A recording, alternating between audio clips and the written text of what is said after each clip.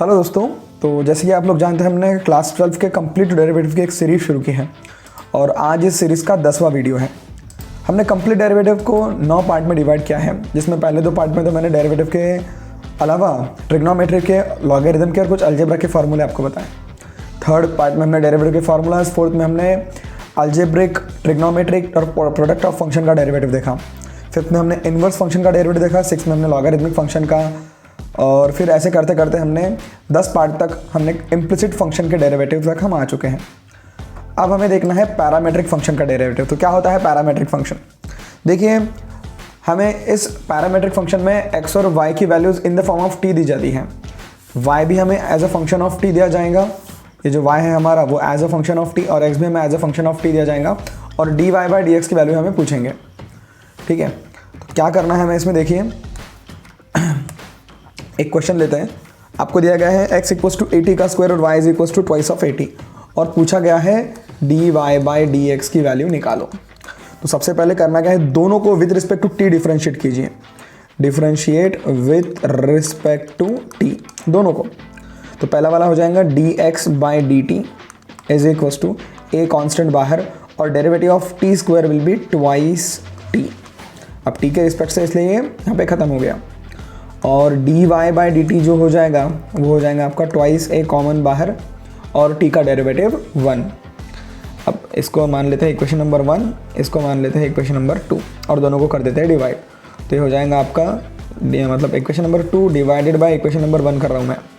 ठीक है, तो ये हो जाएगा dy बाई dt अपॉन में आ जाएगा dx बाई dt, और इज इक्वल टू में आ जाएगा आपका twice a upon twice a t। यहाँ पे dt हो जाएगा कैंसिल, और यहाँ पे आपका ये ट्वाइस ए हो जाएगा cancel. So now you will get dy by dx is equals to 1 upon t। This is your dy by dx।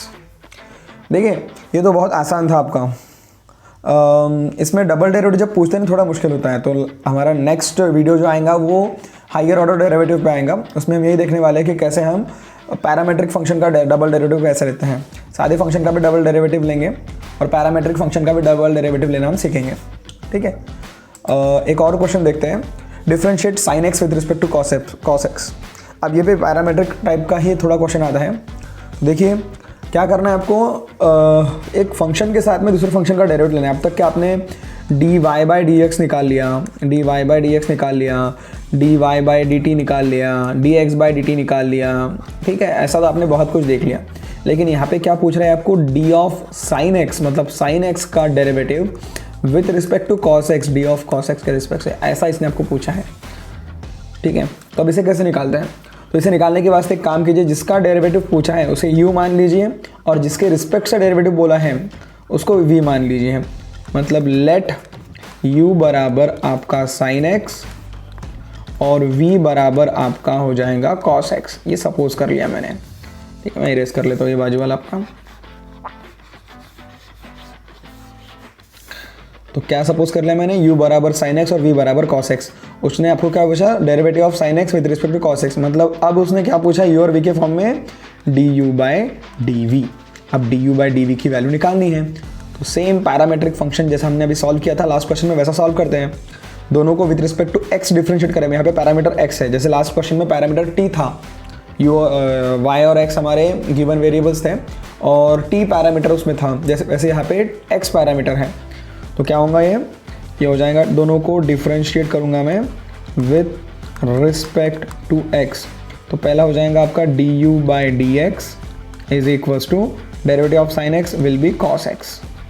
ये हो गया आपका इक्वेशन नंबर 1। और अब सेकंड को डिफरेंशिएट करूँगा, वो हो जाएगा आपका dv by dx will be equals derivative of cos x will B minus of sine x। ये हो गया इक्वेशन नंबर 2। अब याद रखिए, अपने को क्या निकालना है, derivative of sine x with respect to cos x, मतलब हमें निकालना है du बाई dv। ओके, और du बाई dv निकालने के वास्ते मुझे अब इक्वेशन 2 डिवाइड बाई इक्वेशन 1 करना पड़ेगा। Equation number 2 divided by equation number 1, तो मुझे मिल जाएगा du by dx upon dv by dx, and this will be equal to cos x upon minus of sine x, minus of sine x। Okay, ये dx हो जाएगा cancel, और आपको मिल जाएगा du by dv will be equals to minus of cos x upon sin x मतलब cot x।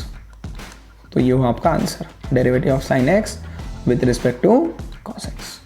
तो इस तरह से भी पैरामेट्रिक फंक्शन पे क्वेश्चंस पूछे जाते हैं, अच्छे से याद में रखिए। दो तरह के क्वेश्चंस मैंने पैरामेट्रिक फंक्शंस के लिए, सिंगल डेरिवेटिव यहाँ पे लिया है, मैं डबल डेरिवेटिव लिया नहीं।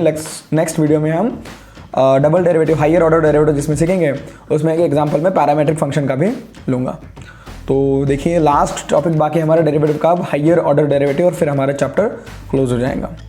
बहुत ही सिंपल आसान चैप्टर है, लेकिन बच्चों को मुश्किल लगता है लैक ऑफ प्रैक्टिस की वजह से।